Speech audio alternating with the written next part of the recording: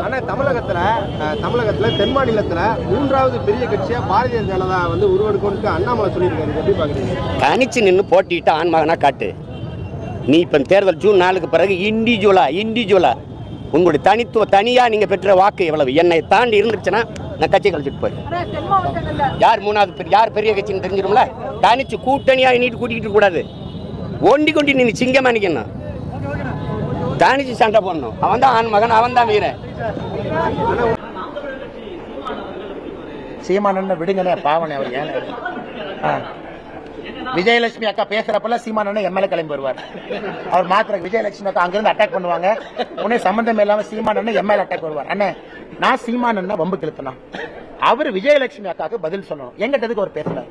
அண்ணே நான் வம்பு கிழத்தினா அண்ணே நான் பெருந்தரணையா சொல்றேன். ஜூன் 4ஆம் தேதி ரிசல்ட் நீங்க பார்க்க போறீங்க.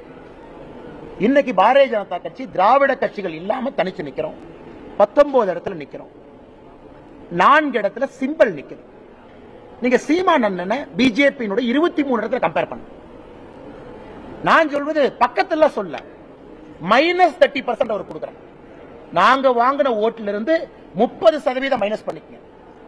அப்ப பக்கத்துல வர்றாருன்னு பாருங்க. சரி, உங்களுக்காக நீங்க நல்ல ஒரு மாதிரி தெரியுறீங்க.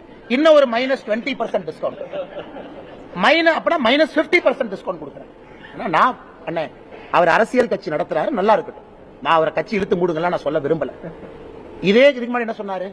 மக்கள் நல கூட்டணியை விட ஒரு ஓட்டு அதிகமா வாங்குவேன். அண்ணன் யாரோ எடிட் பண்ண சரியா பிடிச்சாரு, கட்சியை கலைச்சிருவேன். கரெக்டா எலெக்ஷன் முடிஞ்சு 2016 கேட்டாங்க. நான் சொன்னேன், ஆனா என்ன அப்படின்னாரு. அதனால சீமானன் அந்த தர்ம சங்கடத்துல நான் விட விரும்பல. அவர் கட்சி நடத்தட்டும். தமிழகத்துல சீமான் அவருடைய குரல் முக்கியமான குரல், அந்த குரல் இருக்கணும்.